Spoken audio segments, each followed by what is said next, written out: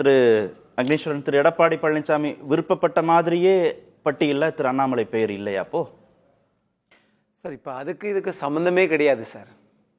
இப்போது திரு எடப்பாடி பழனிசாமி அவர்களுக்கும் அண்ணாமலைக்கும் 7ஆம் பொருத்தம் அப்படின்னு சொல்லி பிரியன் சார் சொல்கிறார். 7ஆம் பொருத்தம் இருக்கட்டும், 1ஆம் பொருத்தம் அமித்ஷா அவர்கள் சொன்ன நின்றுக்க வேண்டியதானே? 2ஆம் பொருத்தம் மோடி அவர்கள் சொல்லலையா? 3ஆம் பொருத்தம் பியூஷ் கோயல் சொல்லலையா? 4ஆம் பொருத்தம் திரு நயினார் நாகேந்திரன் சொல்லலையா? கடைசி 7ஆம் பொருத்தத்துக்கு வந்துட்டீங்க. ஆகவே இதுக்கும் அதற்கும் எந்தவித தொடர்பும் இல்லை. 5ஆம் பொருத்தம் நிதின் நபினை விட்டுட்டீங்க. அதான் கரெக்ட். ஆமாம், அதையும் சேர்த்துக்கோங்க சார். இப்போ என்னன்னு கேட்டீங்கன்னா, மொத்தமாக சொன்னால் என்ன நேரம் போயிடும். ஆனால் தமிழ்நாட்டை பொறுத்தளவில் இங்கே நான் பிரியன் சாருக்கு பதில் சொல்லிட்டேன். ஆனால் இங்கே எதிர்பார்க்க வேண்டியது காங்கிரஸ் கட்சியில் சகோதரி நாடாளுமன்ற உறுப்பினர் கனிமொழி இவங்க ஜோதிமணி அவர்கள் பேசியிருப்பது பிஜேபி செக்மெண்ட்ல வாங்க. இல்ல காங்கிரஸ் பேசுவோம், பேசாம அதை தவிர்க்க போறது இல்ல சார். நீங்க உங்களுக்கு விருப்பப்பட்டு நீங்க பேசிட்டீங்க. அவர் கேட்டதா நான் பேசினேன். அடியேனுக்கு விருப்பம். அவர் பிஜேபி தலைப்பா தானே. உங்களுக்கு காங்கிரஸ் பத்தி அவர் கேட்கவே தலைப்பு இருக்குல்ல. இல்ல பிஜேபி பத்தி கேட்கிறாரு. இல்ல சார், காங்கிரஸ் செல்வ பிறந்தகை ராஜினாமா செய்ய போறேன்னு பேசுறாரு. அதை கண்டிப்பா நம்ம தவிர்த்துட்டு இந்த தலைப்பை முடிக்க போறது. சரி, ஓகே. அது அப்ப சொல்லவா சார்? ஆமா, அதுக்கப்புறம் நம்ம பேசுவோம். அடுத்த சுற்றுல பேசுவோம். சரி சார். இல்ல அவரு சிங்காநல்லூர் கேக்குறாரு, கோவை தெற்கு வடக்கு கேக்குறாரு, விரும்பிய தொகுதிகள் கேக்குறாரு. பாஜக கொடுக்கல, பாஜக தரல இந்த தொகுதியை அப்படின்னா உட்கட்சிக்குள்ள எதிர்ப்பு இருக்கு, தேசிய தலைமை தவிர்க்குது அப்படின்றத புரிஞ்சுக்கலாம்.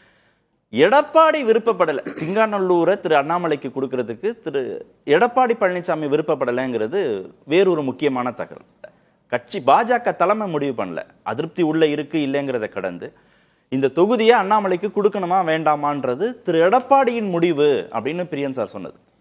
அதாவது சார், இதில் எந்த விதத்திலையும் இது அரசியல் ரீதியாகவும் சரி, இல்லை நீங்கள் போடக்கூடிய கணக்காக இருந்தாலும் சரி, அனுமானமாக இருந்தாலும் சரி, எந்த விதத்திலையும் நீங்கள் மாண்புமிகு எதிர்க்கட்சி தலைவர் அதிமுகவின் பொதுச் செயலாளரை நீங்கள் ஒப்பிடவே முடியாது.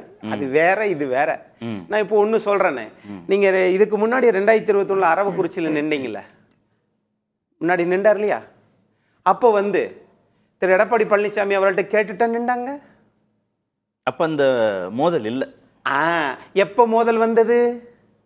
பதவி வந்ததற்கு பிறகு. நான் ஒரு விஷயம், நான் நேற்றைய தினம் நான் யோசித்து பார்த்தேன், என்னப்பா இது, காங்கிரஸிலிருந்து வந்த திரு சசிகாந்த் செந்தில் அவர்கள், அது மாதிரி பாஜகவிலிருந்து பதவியிலிருந்து அவர் ஐஏஎஸ் இருந்து வெளியேறினாங்க, இவர் திரு அண்ணாமலை அவர்கள் ஐபிஎஸ் இருந்து வெளியேறினாங்க. ஆனால் 2 பேருமே IAS IPS Congress cadre, Karnataka cadre. இப்போ 2 பேருமே தேர்தலில் வியூகம் வகுத்தாங்க. அங்கே என்னாச்சு? சரி, அதை விட்டுருங்க. தமிழ்நாட்டுக்கு வந்தாங்க திரு சசிகாந்த் செந்தில் அவர்கள். ரொம்ப நிதானமாக காங்கிரஸ் கட்சியில் ஐயா ப சிதம்பரத்துக்கு பிறகு ரொம்ப நிதானமாகவும் பொறுமையாகவும் பேசக்கூடிய ஒருவர். அவர் கரெக்டாக பார்த்தாரு, காயை நவுத்தினாரு. கர்நாடகாவில் ரிசல்ட்டை காட்டிட்டேன்னா சரி, இங்கே வந்தார், திருவள்ளூர் வாங்கினார், வெற்றி பெற்றார், அமைதியாக போயிட்டாங்க. அரசியல் என்பது ரைட். இப்போ இன்னொரு விஷயம் வச்சுக்கோங்களேன், நீங்க தமிழ்நாட்டை பொறுத்தளவுல சார், நீங்கள் சிங்காநல்லூர் கொடுக்கணும் அப்படிங்கிறது பொட்டன்ஷியல் இல்ல அப்படின்னு நீங்க அப்படி சொல்ல வரீங்களா? சசிகாந்த் செந்தில் மாதிரி பொட்டன்ஷியல் இல்ல திரு அண்ணாமலைக்குன்னு சொல்ல வரீங்க சார்? அப்படியெல்லாம் நான் சொல்லவே இல்லை சார். அவர் எங்க நின்னாரு? சசிகாந்த் செந்தில் எங்க நின்னாரு? திருவள்ளூர்ல நிக்கிறாரு. அவருக்கு சாதகமான தொகுதியில அவர் நிக்கிறாரு. சாதகம் பாதகம் எல்லாம் இல்லைங்க சார். சார் அது சார் நீங்க பாப்புலரானவர் சொல்றீங்கல்ல சார். நான் தமிழ்நாட்டில் பாஜகவை வளர்த்திருக்கிறேன். இந்த 27 தொகுதியில எந்த தொகுதியில் நின்றாலும் அடியேன் வெற்றி பெறுவேன் சார். மோடி தலைமை எனக்கு முழு ஆதரவு உண்டு சார். மோடியே குஜராத்தா வாரணாசியான்னு தேர்ந்தெடுத்து தான் நிக்கிறார். அமித்ஷாவே தேர்ந்தெடுத்து தான் நிக்கிறார். ராகுலே தேர்ந்தெடுத்து தான் நிக்கிறார். சோனியா காந்தி தேர்ந்தெடுத்து தான் நிக்கிறாங்க. நயினா நாகேந்திரன் திருநெல்வேலியை விட்டுட்டு சாத்தூருக்கு வராரு. வானதி தொகுதி மாறுறாங்க. தொகுதியில சாதக பாதகம் இல்லைன்னு நம்ம அதை கடந்து போக முடியாது. அண்ணாமலையே இருந்தாலும், தமிழ்நாடுக்கு அவர் மாநில தலைவராக இருந்தாலும், தமிழ்நாட்டில் கட்சியை வளர்த்திருந்தாலும் அவருக்கு சாதகமான தொகுதின்னு ஒன்று இருக்கும்ல. நீங்க சசிகாந்த் செந்திலோட ஒப்பிடுகிற போது கட்சியோட ஆதரவு இருந்ததுல, திமுக ஆதரவு இருந்ததுல, இப்ப அதை தானே கேட்கிறாரு. அதிமுக ஆதரவு இருக்கணும்ல. இவ்வளவு நேரம் கேள்வி கேட்டதுக்கு விடையும் நீங்களே சொல்லிட்டீங்க. கட்சியின் ஆதரவு இருந்ததுல, அதான் திமுகவின் ஆதரவு இருந்ததுல, இங்க ஏன் இல்லைன்னு கேட்க. இங்க ஏன் இல்லைன்றத அவர் தான் முடிவு பண்ணணும். எனக்கு வேண்டாம்னு சொன்னது யாரு? நான் இந்த தேர்தலில் நிக்கல சொன்னது யார்? சார் நீங்க எங்க வேணாலும் நிக்கலாம். அவருக்கு உண்மையிலேயே அவர் இந்த பரபரப்பு அரசியல் அல்லது இப்படி கூட சொல்றேனே, நம்ம எந்த அடிபாடுக்கும் இதுக்கு ஆசை பேச அதெல்லாம் வேண்டாம். அந்த அவதூறு அரசியல், அந்த அக்கறையான அரசியல்னே வச்சுக்கோங்க. எல்லா அரசியலையும் தாண்டி தமிழ்நாட்டில் இப்ப என்னன்னா சார், இது ஏன் கொடுக்கல, ஏன் கொடுத்தாங்க, அது இங்க கேள்வி கிடையாது.